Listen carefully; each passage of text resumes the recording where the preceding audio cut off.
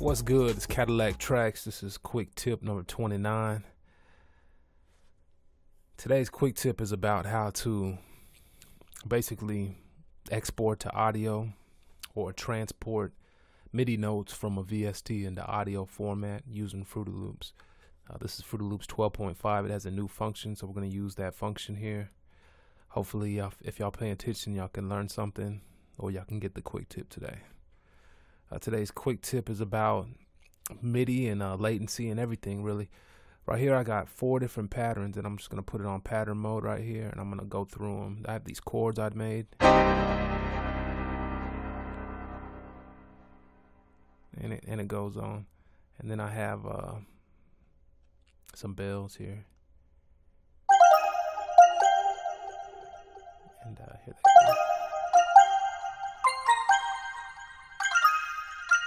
And then you can see right here I have another piano. And then I have this this sound that I picked, this weird sound. It's I must have took it out earlier.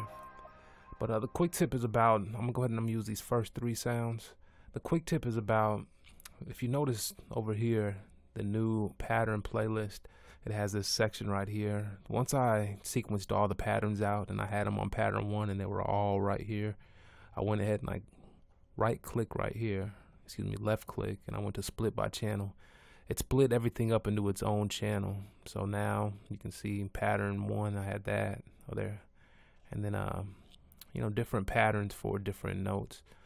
And you can see right here in the playlist, they're all stacked up on top of each other. But what you can do is, after you've done that, after you push the split by channel button, it'll lay them out right here like this. So I have each pattern, and it's on its own different pattern or channel. And what I can do now from this point, as long as my mixer and everything is selected, I'm going to go ahead and select everything and make sure that all my channels are selected. What I can do is I can just click these, and holding the shift button, I can click all the ones that I want to export to an audio clip. Right now they're taking up way too much CPU. Let's say these are 3 big VST plugins, and it really is taking up too much CPU. That was the problem I was having. I couldn't lay the drums because there was a delay. It was a weird delay, so I had to go ahead and drop everything. Plus these were routing the mixer channels that had effects. So all you have to do is go ahead and right click them right here. You're going to right click right here, and you're going to go to render as audio clip. If I did that and I just went to start, it's actually going to render all 3 of these as an audio clip. So all 3 of these were notes that were from a MIDI instrument, different MIDI instruments, and now I've made them into audio files. This is a real important thing to do to save CPU. Once you've done this, it'll go ahead and it'll render the different things. As you can see right here, it's turned them into audio files.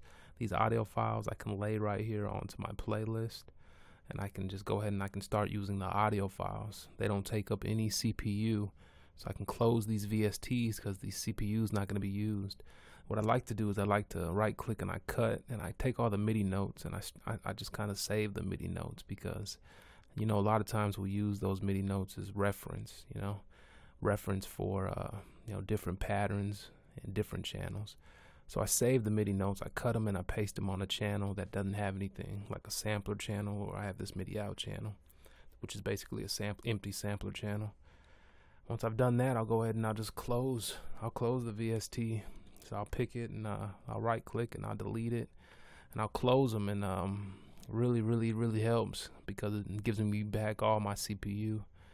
Now I have a lot of CPU, and so yeah. And also all these will go into mixer channels. If you look on the mixer, you can see that they're all going into mixer channels that have a lot of stuff going on the mixer channels. So now I can clear these mixer channels out. We don't need these effects. We're making the sound how it sounded. So now that they're not needed anymore, I can go ahead and I can take them out and clear the mixer channels. And once you clear the mixer channels, you're gonna basically save yourself a ton of CPU. I took out all these effects that we're using. I took out the VST plugins. CPU right here dropped big time. Now my machine and my latency is real responsive. You know, I'm back to normal. I'm back to square one, like I just started a new project. No CPU load, and the sounds are now down here as audio files. And I just click on them, and I can normalize them if I need to. And it's an excellent way to lose CPU. And also, this is something that you really need to do. It's easier to mix sometimes as a wave because it's less CPU on the computer, and you can do a lot more with it. This Cadillaktrackz. This is the end of the quick tip one.